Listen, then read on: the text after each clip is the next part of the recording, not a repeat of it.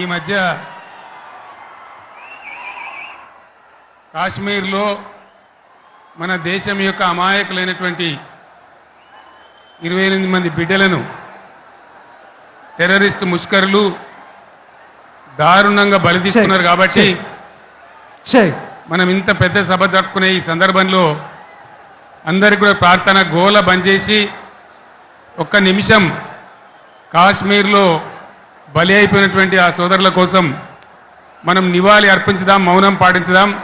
ఎక్కడి వాళ్ళు అక్కడనే దయచేసి మౌనంగా ఉండాలని విజ్ఞప్తి.